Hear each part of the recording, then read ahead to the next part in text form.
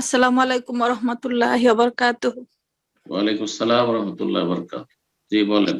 জি শাহেক, আমার একটা প্রশ্ন যে আমরা অনেক সময় বাংলাদেশে যাই, বাংলাদেশে যাওয়ার সময় মানে এই দেশে নিয়ম আছে যে কিছু কিছু জিনিস নেওয়া যাবে না বা বাংলাদেশ থেকে কিছু আনা যাবে না। যেমন বাংলাদেশ থেকে অনেকে ওই যে সিমের বিচি বা এক এক বিচি আনে, মানে এই দেশে আইসে রোপণ করার জন্য। আবার অনেক সময় দেখেছে মাছ মাংস, সবুজ শাকসবজি এগুলো আনা নিষেধ, কিন্তু সবাই দেখা গেছে এগুলো আনে। তাহলে এগুলো আনা কতটুকু ইসলামে মানে ইসলামী সম্মত? এটা একটা কোশ্চেন। আরেকটা কোশ্চেন হচ্ছে যে আমরা অনেক সময় মানে ফরজ নামাজ পড়ি যে 2 রাকাত সূরা মিলা এবং 2 রাকাত মানে শুধু আলহামদুলিল্লাহ।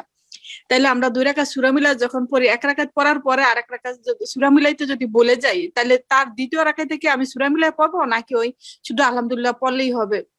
জি, জাযাকাল্লাহ খাইরান। প্রশ্ন করেছেন যে আমরা বিদেশে থাকেন, বুঝতে পারছি আপনার প্রশ্নে যে প্রবাসে থাকেন, আমেরিকা বা পশ্চিমা দেশে থাকেন বলেননি যদিও। তো সেখানে বেশ কিছু জিনিস দেশ থেকে বা বাংলাদেশ থেকে নিয়ে যাওয়া নিষেধ, যেমন সিমের বীজের উদাহরণ দিয়েছেন, আরো কিছু। এখন এগুলি সেই জিনিসগুলি নিয়ে যাওয়া জায়েজ। সেগুলি আইনগতভাবে সেখানকার দেশের আইন হচ্ছে যে আপনি নিয়ে আসতে পারেন না, মানুষ লুকিয়ে নিয়ে আসে, সেটা জায়েজ কিনা না জায়েজ নয়। সংক্ষেপে উত্তর হচ্ছে জায়েজ নয়। যে কোনো সরকার, মুসলিম সরকার হোক অমুসলিম সরকার, যদি কোনো বৈধ কাজে বাধা দেয় তাহলে আনুগত্য করতে হবে। একটা কায়দায় জানিয়েছে নীতিমালা, যদি কোনো জায়েজ কাজে বাধা দেয়, যেমন সমুদ্র বিচে যেও না, করোনার সময় বাইরে যেও না, সে মুসলিম সরকার বা অমুসলিম সরকার হোক, লকডাউন, বাইরে যাবে না, তাহলে যাবেন না।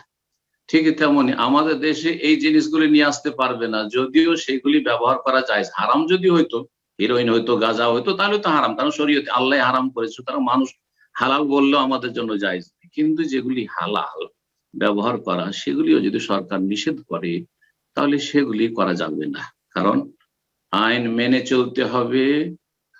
যদি সেগুলি বৈধ হয়। হ্যাঁ, যদি ইসলাম বিরোধী হতো, ইসলামের সাথে সাংঘর্ষিক হইতো, কোন ফরজ ওয়াজিবে বাধা দিচ্ছে, হারাম কাজ করতে বলছে, হ্যাঁ, তখন মানুষের আইন মানা যাবে, তখন মানুষের আইন মানা যাবে না। লা তাআতা লিমাখলুকিন ফি মাসিয়াতিল খালিক। কিন্তু জায়েজ কাজের ক্ষেত্রে একটা কাজ করলে আমার কোনো নেকি নেই। আপনি সিমের বিচি খেলে কোনো সওয়াব হবে?